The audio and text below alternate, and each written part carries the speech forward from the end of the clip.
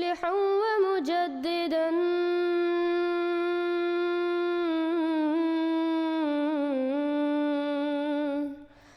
فارنوا بنظر طاهر وجنان.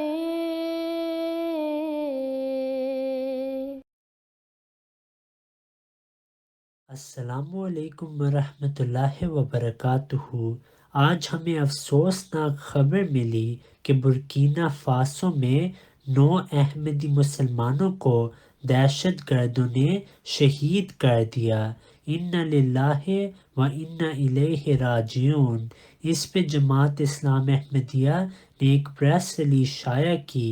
اس میں لکھا ہے: Terrorists attack mosque and execute 9 Ahmadi Muslims in Burkina Faso.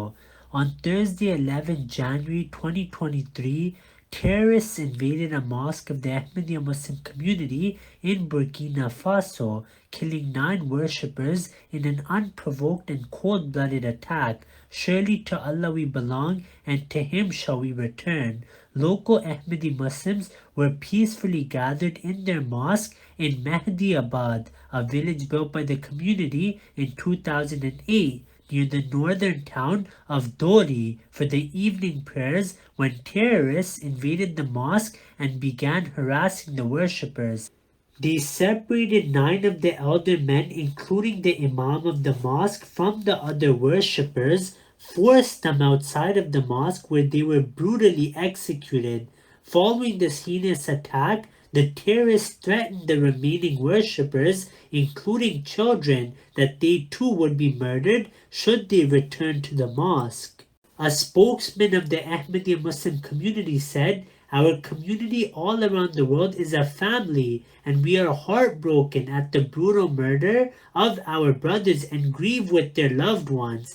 We pray that God envelops the martyrs in His mercy.